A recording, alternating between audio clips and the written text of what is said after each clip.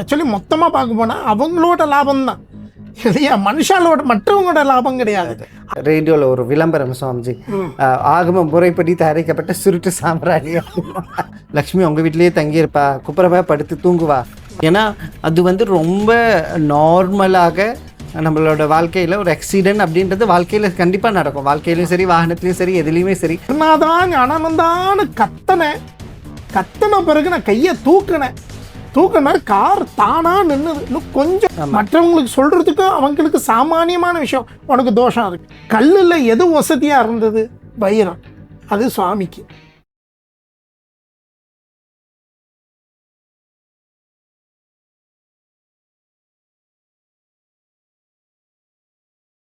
ஹரிஓம் சுவாமிஜி. ஹரிஓம் ஹரிஓம் ஹரிஓம். சுவாமிஜி, இப்போ பார்த்தீங்கன்னா எல்லாமே வந்து இப்போது ஒரு வியாபாரமயமாக பார்த்து போய்கொண்டிருக்கு. நம்ம பார்த்தோம்னா வீட்டில் இருந்து சாப்பிட்ற ஜாமான்லேருந்து உடுத்துகிற துணி எல்லாமே ஆன்லைனில் வந்துருச்சு. நான் இடையில வந்து டிக்டாக்ல ஸ்க்ரோல் பண்ணிகிட்டு இருக்கும்போது சில ஐட்டங்கள் பார்த்தேன். அதில் ஒன்று வந்து இந்த சாம்பிராணி போட்டால் கண்டிப்பாக நம்பர் அடிக்கும் அப்படின்றது. அடுத்து வந்து இந்த காடி ஆக்சிடென்ட் படக்கூடாதுன்னா இந்த தீர்த்தத்தை வாங்கி தெளிங்க அப்படின்றது. அதே மாதிரி வேறு சில பொருட்கள், அதாவது நீங்கள் லக்ஷ்மி கடாட்சமாக இருக்கணுமா வீடு, இப்படி பண்ணுங்க, இதை பண்ணுங்க, அது பண்ணுங்கன்னு அப்படின்னு ஒவ்வொருத்தரும் ஸ்பிரிச்சுவல் மாஸ்டராக ஆகிக்கிட்டு வெளியே வந்துக்கிட்டே இருக்காங்க. அதில் பார்த்தோம்னா முக்கியமாக வியாபாரிகள், ஏன்னா அவங்களோட ப்ராடக்ட் போகணும் அப்படின்றதுக்காக நிறைய பண்ணிக்கிட்டு இருக்காங்க. இதை பற்றி உங்களோட கருத்து என்ன சுவாமிஜி? அதாவது இந்த ஸ்பிரிச்சுவல் ஐட்டம் எப்படியுமே நம்ம வாங்கத்தான் போகிறோம், ஆனால் ஒரு ஃபேக்கான ஒரு ப்ராமிஸ் பண்ணி இந்த பொருட்களை விற்கிறது, நம்பர் அடிக்கும், ஆக்சிடென்ட் ஆகாது அப்படின்றத பற்றி நீங்கள் என்ன நினைக்கிறீங்க சுவாமிஜி? இந்த தரணியில் நம்ம பிறந்ததுக்கே பகவானோட அனுகிரகத்தினால தான் நம்ம பிறந்திருக்கோம் இல்லையா. இந்த மாநில ஜென்மம் கிடைக்கிறது பெரும் கஷ்டமான ஒரு விஷயம். அதனால் இந்த கிடைக்கிறக்கூடிய இந்த ஜெம்மாவில் நம்ம வந்து பகவான் நமக்கு கரெக்டான விஷயங்களை வந்து தயார்படுத்தி கொடுத்து தான் இந்த லோகத்தில் நம்ம வாழ்ந்து கொண்டே இருக்கிறோம். அதாவது இப்படி அப்படின்னு சொன்னோன்னா, காலகாலமாக நம்முடைய காலகாலம்னு சொல்லும்போது என்னென்னா பல நூற்றாண்டுகள்லேருந்து சத்தியயுகத்திலேருந்து வரக்கூடிய இந்த கலியுகம் வரைக்கும் கிட்டத்தட்ட ஒரு 45,000 50,000 வருஷம் காலமாக இந்த இந்த இந்த சனாதன தர்மம் பயின்று கொண்டே இருக்குது. அப்போது இதுக்குரிய காலகட்டம் பார்த்திங்கன்னா யாருமே அப்படி மாதிரிலாம் பயன்படுத்தவே இல்லைங்களா.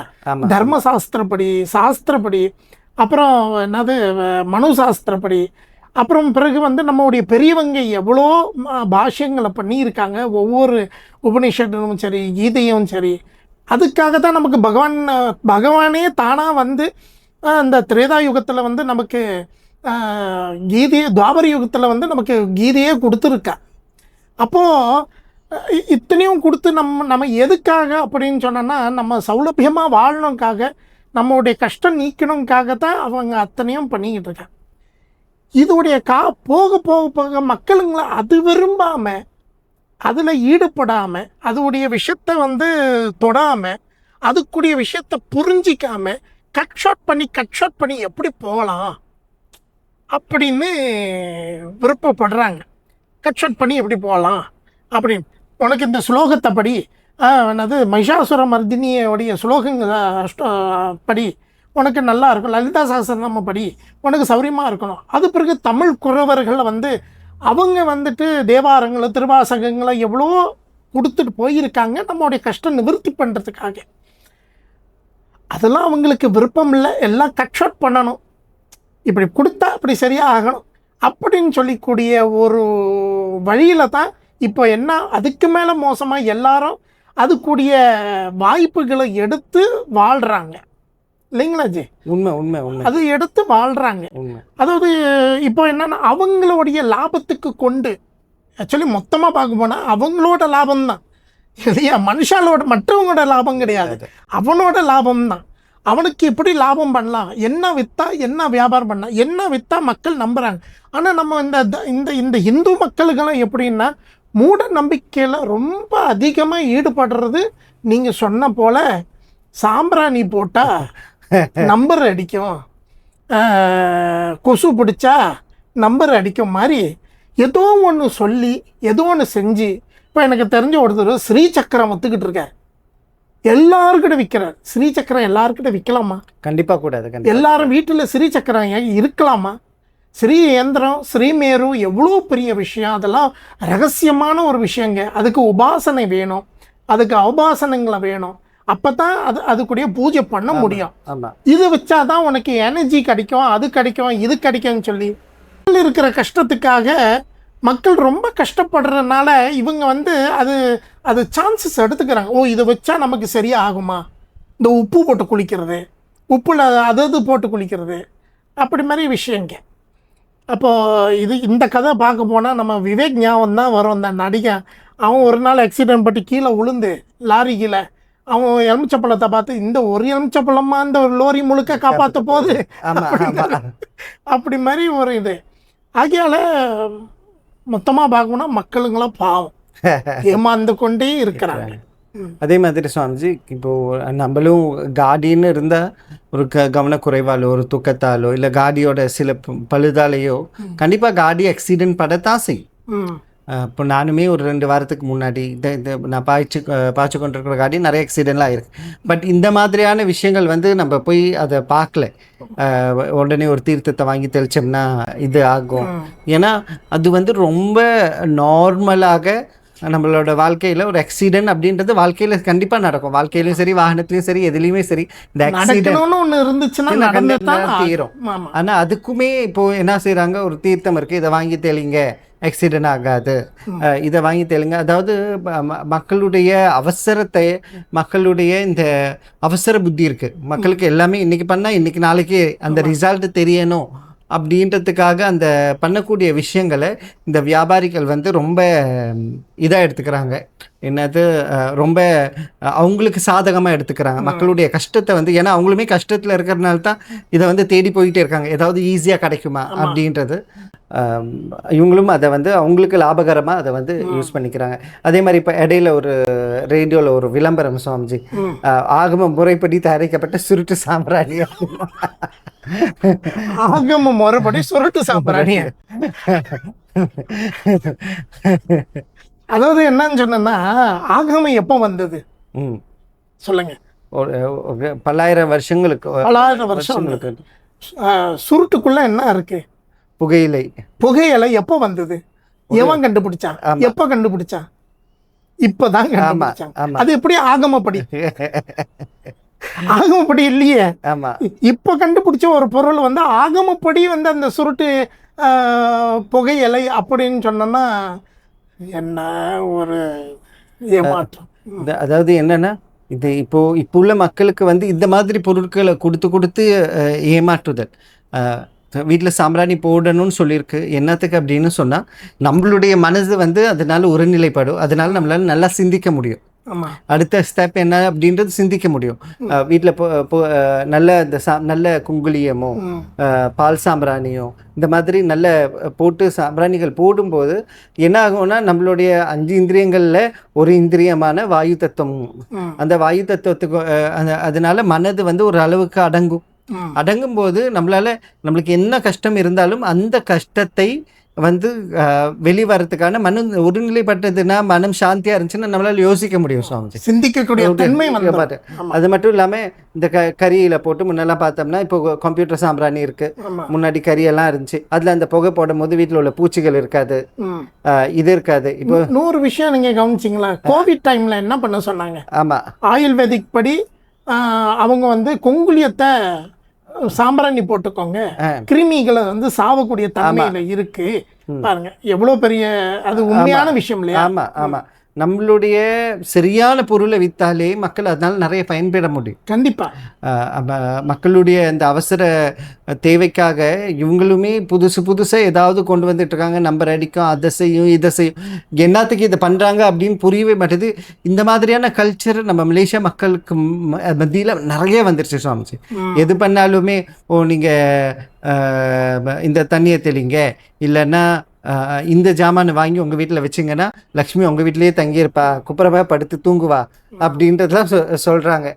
நான் பார்த்தோம்னா நீங்கள் சொன்ன மாதிரி இந்த ஸ்ரீசக்கரம் இதெல்லாம் வந்து அதே மாதிரி நம்ம பார்த்தோம்னா நிறைய விக்கிரகங்கள் வீட்டில் விற்கக்கூடிய விக்கிரகங்கள்னு தனியாக இருக்கு இல்லையா சுவாமி, இவ்வளோ தான் பிரமாணங்கள் அப்படின்னு நம்மளுக்கே இந்த இருக்கு. அளவுக்கு மாத்திரம் தான் வச்சுக்கணும்னு சொல்லியிருக்காங்க. ஆமாம் கரங்களும் இருக்கக்கூடாது. ஆமாம் ஆமாம்.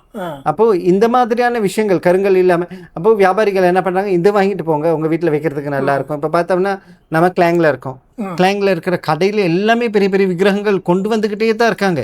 அப்போ அவ்வளோ மக்கள் வாங்கி கொண்டே இருக்கிறார்கள். ஆனால் மக்களுக்கு தெரியல. அதை இப்போ நான் ஒரு விக்கிரகம் வாங்கி வைக்கிறேன்னா சுவாமிஜி, அடுத்த தலைமுறைன்னு அப்படி கண்டினியூ பண்ண போகணும். அப்படி இல்லைன்னா நம்ம தலைமுறைக்கே அது வந்து சாபமாயிரும் இல்லையா. அதை வந்து இவங்க என்னத்தை செஞ்சு நம்ம மக்களும் அதை பற்றி யோசிக்க மாட்டாங்க. ப்ராப்பரான ஒரு சேனலில் போய் இதை படிச்சுக்கணும். இது என்னன்னா மெயினாக நம்மளுக்கு சாஸ்திரம் தெரியல அப்படின்றது தான் விஷயம். சொல்றதுக்கு ஆள் இல்லை.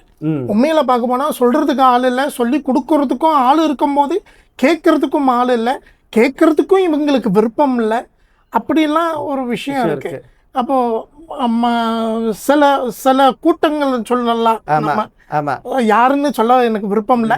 சில கூட்டங்களை வந்து தன்னுடைய சுய லாபத்துக்காக தான் அவங்க பயன்படுறாங்க தவிர்த்து, மக்களை பயன்படுத்துறாங்க தவிர்த்து, மற்றபடி மக்களுக்கு நல்ல விஷயங்களை எடுத்து சொல்லணுன்றது வந்து இல்லை. ஏன்னா அவங்களும் சாஸ்திரம் படிக்கல. மற்றவங்களுக்கு சொல்றதுக்கு அவங்களுக்கு சாமானியமான விஷயம், உனக்கு தோஷம் இருக்கு, உனக்கு அது இருக்கு, இது இருக்கு. யாருக்கு பணம் கஷ்டம் இல்லை? ஆமாம். இப்போ ஒரு பொருளை வச்சா மகாலட்சுமி வந்து அனுகிரகம் பண்ணா அந்த வீட்டு முழுக்க மகாலட்சுமி இருக்குன்னா, விற்கிறவன் வீட்டில் என்ன இருக்கு? ஆமாம். அவனுக்கு மகாலட்சுமி குமிஞ்சிருச்சுன்னா அவன் ஏன் விற்கிறான்? அவன் ஏன் பணம் தேடிக்கிட்டு இருக்காரு? இப்போ எனக்கு தெரிஞ்ச அன்னைக்கு ஒரு தடவை நான் அப்படியே இந்த தெங்குக்கலானால இந்த லிட்டில் இந்தியாலாம் நடந்து போய்கிட்டு இருந்தேன். 2 பேர் வந்து கிளி ஜோஷம் பார்த்துக்கிட்டு இருக்காரு உட்காந்துக்கிட்டு. கவலைப்படாதீங்க, அடுத்த வர மாதத்துலேருந்து கிளி ஜோஷம் பார்த்தோன்னா அடுத்த மாதத்துலேருந்து குபேரன் உங்கள் வீட்டிலேயே நிற்கும், நீங்கள் ரொம்ப ஓஹோன்னு இருப்பீங்க, நீங்கள் கோடீஸ்வரன் ஆகிடுவீங்க. இது சொல்ல இவருக்கு தெரியுதுன்னு சொன்னா இவர் ஏன் கோடீஸ்வரன் இல்லாமல் கடை வீதியில் உட்காந்துக்கிட்டு ஜோசியம் பார்க்குறாரு? ஆமாம். இல்லாட்டி இவர் நல்ல நிலையில் நின்று இருக்கணும்ல. ஆமாம். இப்போ நம்ம நல்ல உதாரணம் காட்டுறோன்னா தானே மற்றவங்க நல்ல உதாரணமாக நம்ம எடுத்து சொல்ல முடியும். நம்மளே சரியான உதாரணத்தில் இல்லாத போது எப்படி மற்றவங்களுக்கு உதாரணத்தை காட்டுறது? அதே மாதிரி தான் இவங்க பண்ணுறாங்க. அது மாதிரி எவ்வளோ விஷயங்க நீங்கள் சொன்ன மாதிரி என்னென்னமோ போட்டு விற்று மக்களுங்களை எப்படி ஏமாற்ற முடியுமோ, எப்படி சொல்லி அவங்க பணம் சம்பாதிக்க முடியுமோ அப்படின்னு முயற்சி பண்ணுற தன்மையில் நாள் ஆக ஆக மோசமாயிட்டே இருக்கிறாங்க. சோஷியல் மீடியாவில் பார்க்கும்போது எங்களுக்கே அவ்வளோ கஷ்டமாக இருக்குது. மக்களுங்க ஏமாந்த நம்பி போய்கிட்டு இருக்காங்க. ஆமாம், அது உண்மை. ஏன்னா அவனுக்கு கஷ்டம். ஆமாம், அவன் என்ன பண்ணுவான் இல்லைங்களா? உண்மை உண்மை. அது இன்னொன்று என்னென்னா சுவாமிஜி, நம்ம பார்த்தோம்னா இப்போ உள்ள மக்களுமே அதை தேடி போகிறாங்க. ஆனால் சரியான சாஸுக்கிட்ட போய் சரியான ஞானம் இருந்தது அப்படின்னு சொன்னால் நம்ம மக்களுமே அதை தேடி போக மாட்டாங்க. இப்போ நம்பர் அடிக்கிற சாம்பிராணி, அவர் சாம்பிராணி விற்று நம்பர் அடிக்கும்னா அவர் விற்காம சாம்பிராணி கொளுத்தி நம்பர் எடுத்து அந்த பணத்தை வந்து மக்களுக்கு கொடுக்கலாம் இல்லையா? தர்மம் பண்ணலாம். ஏன் அவர் பண்ணலன்னா அவருக்குமே தெரியும் அது வந்து ஒரு ஃபேக்கான விஷயம். நான் எவ்வளவு தான் சாம்பிராணி கொளுத்துறதுனால நம்பர் அவருக்கு ஏதோ ஒரு லக் இருந்திருக்கும், அதனால யாருக்காவது ஒரு ஆளுக்கு அடிக்கிறதுக்கான சான்ஸ் இருக்கு. அது அந்த சாம்பிராணியில நடக்குது அப்படின்னு நினைச்சாங்கன்னா ஒன்னும் சொல்றதுக்கு இல்லை. புகை வந்தா போதும்னு நினைக்கிறாங்க. ஆனா அப்படி இல்லை. அது இல்லையா, அதுக்கு ஒரு சுகந்தம் இருக்கணும், அதுக்கு ஒரு நறுமணம், சரியான நறுமணம் இருக்கணும். அப்போ அது இருக்கும்போது தான் வந்து தேவர்களை வந்து அணுகக்கூடிய தன்மை இருக்கும். இப்போ அம்பாளுக்கு வந்து அவளுக்கு வந்து சுகந்தத்துக்கு தான் மயக்கப்படுறவா. ஸோ தேவர்கள் வந்து சுகந்த விஷயமாக நம்ம பயன்படுத்துவது உண்டு. இப்போ நம்மளுடைய பூஜை விதானத்தில், ஆகம விதானத்தில் பார்த்தீங்கன்னு சொன்னோன்னா எது வசத்தியாக இருக்கோ அது சுவாமிக்கு. சங்குல கடலுக்குள்ளே எது வசத்தியாக இருந்தது, வலம்பொறி இடம்பொறி சங்கு, அது சுவாமிக்கு. கடலுக்குள்ளே எது வசதியாக இருந்தது, பவளம், அது சுவாமிக்கு. கல்லில் எது வசதியாக இருந்தது, வைரம், அது சுவாமிக்கு. தங்கம் சுவாமிக்கு, வெள்ளி சுவாமிக்கு, முத்து, கடலில் இருக்கிற முத்து அதுதான் வசதி. ஏன்னா அரிதான ஒரு விஷயம், அது சுவாமிக்கு. அப்போது நம்முடைய சனாதன தர்மத்தில் எது வசதியாக இருக்கிறதோ அது சுவாமிக்கு சமர்ப்பணம் பண்ணுறது. மரத்தில் எது வசதியானது, சந்தனம், அந்த சந்தனம் சுவாமிக்கே சமர்ப்பணம் பண்ணுறான். ஸோ இதுதான் பண்ணிக்கிட்டு இருக்கோம். அப்போ எவ்வளோ நம்ம தூய்மையாக ஒரு விஷயத்த ஒசத்தி நம்மளால் ஒரு முடிஞ்ச அளவுக்கு நம்ம பண்ணுறக்கூடிய தன்மையில் நம்முடைய பூஜை சுவாமியை நம்ம உருப்படியாக நல்லா பூஜை பண்ணி அவரை நம்பி நேரம் காலத்துக்கு காலம் நல்ல பூஜையும் நல்ல என்னது நேவேத்தியங்களும் நல்ல பாடல்களும் எவ்வளோ நம்ம பெரியவங்களாம் கொடுத்துருக்காங்க, சுலோகங்கள் கொடுத்துருக்காங்க, பாடல்களை கொடுத்துருக்காங்க. விநாயகர் சதுர்த்திக்கு புக்கேரோத்தான் மாரியம்மன் கோயிலுக்கு போயிருந்தேன். பெரிய அளவுக்கு சதுர்த்தி பண்ணாங்க. நான் போகும்போதே எனக்கு தெரியுது, அப்போ நான் ஒரு ஈஸ்வர காடி வச்சுருந்தேன். போகும்போதே எனக்கு தெரியுது பின்னால் கொஞ்சம் இழுக்குது. அப்போ இழுக்குது போகும்போது நினச்சேன், என்னடா டயர் கொஞ்சம் இழுக்குதே அப்படின்னு சொல்லிட்டு மெதுவாக போய் கோயிலுக்கு சேர்ந்தேன். பூஜைலாம் எல்லாம் முடித்த கையோட கிளம்புறேன். மழை லேசாக தூத்தல் ஆகிட்டு இருக்கு. அப்போ நான் தாப்பா ஜெகநாத சுவாமி ஆசிரமத்தில் இருந்தேன். சரி கிளம்பி கோயிலுக்கு போகலாம் அப்படின்னு என் பின்னால் யாருன்னா ஒரு இந்த சித்தானிஸுங்கெலாம் வந்தாங்க, ஒரு மியூசிஷியன்ஸுங்கெலாம் என் கூட வந்தாங்க. அவங்க என் கூட பின்னாலேயே ட்ராவல் பண்ணிக்கிட்டு இருந்தாங்க. நான் முன்னுக்கு போய்கிட்டு இருந்தேன். போயிட்டு இருக்கும்போது நான் 80 தான் போனேன். திட்டுன்னு காடி ஒரு இழுத்துருச்சு, நல்லா சுற்றிருச்சு காடி. ஒரு சுற்றிட்டு ஒருத்தன் வந்து இடித்து அவர் அந்த பக்கம் போயிட்டார். நான் இடித்து போயிட்டு குருநாதான்னு ஞானனந்தான்னு கையை தூக்கிட்டேன். நான் காடி தானாக நின்றுச்சு. நான் ஹேண்ட் பிரேக் இழுக்கலை, இது எதுவுமே பண்ணலை. குருநாதா ஞானனந்தான்னு கத்தின பிறகு நான் கையை தூக்கின கார் தானாக நின்றுது. இன்னும் கொஞ்சம்னா அந்த டிவைடை இடித்து கீழே பள்ளத்துக்கு போயிடும். ஆனால் நடக்கலை. அது காரணம் என்ன அப்படின்னு சொல்லும்போது, அந்த நேரத்தில் வந்து சுவாமி என்ன சோதனை பண்ணுறாரு. ஆபத்து நேரத்தில் உன் நாக்கில் என்ன வருதுன்னு பார்க்குறதுக்கு பண்ணாரோ என்னமோன்னு தெரியல. ஆனால் பகவான் நாமத்தினால அங்கே நம்ம காப்பாற்றப்பட்டிருக்கு. இதில் அப்பைய தீட்சிதர் ஒருத்தன் சொல்கிறார், சுவாமி ஆபதி கிம்கரணியம் அப்படின்ற கிம்கரணியம் ஸ்மரே சரணயுகலம் அம்பிகாயாக. அந்த நேரத்தில் அம்பாளுடைய திருப்பாதங்களை நினச்சிங்க, ஸ்மரணம் பண்ணுங்க அப்படின்னு தான் சொல்கிறேன். ஸோ நம்மளுக்கு கஷ்டம் வரும்போது இந்த நம்பர் அடிக்கிற சாம்பிராணி, இந்த தீர்த்தம், இந்த தேவையில்லாத எனர்ஜைஸ் பண்ண உப்பு, இப்படி எல்லாம் பேசி பேசி பேசி பேசி பேசி நம்ம மக்களை முட்டாளாக்குறதுக்கு பதிலாக நம்ம மக்களுமே என்ன செய்யணும் அப்படின்னு சொன்னால் இது விழிப்புக்கான நேரம் சுவாமி. ஆனால் நம்ம வந்து என்ன சொல்லலை அப்படின்னா, கோயிலில் சுவாமிக்கு அபிஷேகம் பண்ண தீர்த்தமோ இல்லாட்டி கோயிலில் ஒரு கும்பத்தில் வச்சு ஜபம் பண்ணி அது பிறகு ஹோமம் பண்ணி அந்த தீர்த்தத்தை ஊற்றி மக்களுக்கு பிரசாதமாக எல்லாருக்கும் தீர்த்தம், அந்த தீர்த்தம் நாங்கள் சொல்லவே இல்லை. நம்ம சொல்றது எவனோ யாரோ ஒருத்தர், சம்பந்தமே இல்லை, ஆகமத்துக்கும் சம்பந்தம் இல்லை, எதுக்கும் சம்பந்தம் இல்லை, ஏதோ ஒரு பட்ட விபூதி போட்டான்னா அவர் பெரிய. இப்போ யாரோ நான் கேள்விப்பட்டேன், யாரோ வந்து ஒருத்தர் இந்த ரேடியோவில் என்னமோ பேசலாமே, அந்த ஆள் என்னமோ ஒரு ருத்ராட்சம் கொடுத்தா அவன் நமஸ்காரம் பண்ணுறாங்க என்னமோ சொன்னாங்க, எனக்கு தெரியல, கேள்விப்பட்டேன். ஆமாம், ருத்ராட்சம் கொடுத்து. எங்களுக்கு தெரிஞ்ச வரைக்கும் ஒரு ஆகம சதஸ்க்கு நான் போயிருந்தேன். ஊரில் சதஸ்ன்னு சொல்லும்போது நிறைய படித்த குருக்களுங்களாம் உட்காருவாங்க, அவங்க ஆகம பற்றி பேசுவாங்க. அப்போது ருத்ராட்சம் யாருக்கு கொடுக்கலாம் அப்படின்னு ஒருத்தர் கேட்கும்போது, அப்படின்னு சொல்லும்போது உருப்படியாக சைவமாக இருந்து நல்ல பூஜையில் இருக்கிறவனுக்கு மாத்திரம்தான் ருத்ராட்சம் கொடுக்கணும், மற்ற யாருக்கும் ருத்ராட்சம் அணியக்கூடாது அப்படி. இப்போ பார்த்தீங்கன்னா எல்லாரும் அணியிறாங்க. பெண்கள் ருத்ராட்சம் அணியக்கூடாது, ஏன்னா அவங்களுக்கு மாதவிடாய் இருக்குன்னா, ஏன்னா அது வந்து ரொம்ப ஸ்ட்ராங்கான ஒரு பவர்ஃபுல்லான ஒரு பொருள், அதனால அவங்க ஸ்படிகம் போட்டுக்கலாம், ருத்ராட்சம் போடக்கூடாது. எப்போ அவங்களுக்கு மாதவிடாய் நின்றுச்சோ அந்த ருத்ராட்சம் அவங்க அணையலாம், அப்படி தான் சொல்லப்பட்டிருக்கு. இப்போ பார்த்தீங்கன்னா எல்லாரும் அணியலாம். இப்போ 100 வருஷம் ஆகுதுன்னா கையில் போட்டுக்கிறாங்க. ஆமாம், ருத்ராட்சம் வந்து கையில், ருத்ராட்ச மாலை கையில் சுருட்டி, மேலே இந்த பொம்பளைங்க கையில் சுருட்டிட்டு வச்சுக்கிட்டு இருக்காங்க. இதெல்லாம் சரியில்லைன்னு சொல்கிறது தான். ஆமாம், உண்மை சுவாமிஜி. மக்களுக்குமே இது தெளிவுக்கான நேரம். ஆமாம், மக்களுமே கொஞ்சம் தெளிவு பண்ணி இறை சிந்தனையில் இறையோடு நம்ம சமயக்குறவர்கள், நம்மளுடைய நாயன்மார்கள், ஆழ்வார்கள், அபிராமி பட்டர், அகஸ்தியர், இவங்க கொடுத்த பாடல்கள் எல்லாம் பாடி அவங்க கணக்காக வீட்லேயே நல்லபடியாக இறைவனை உருகி பிரார்த்தனை பண்ணாலே நடக்க வேண்டிய விஷயம் தடுக்கலாம். ஆமாம், நடக்க வேண்டிய விஷயங்கள் தானாக நடக்கும்.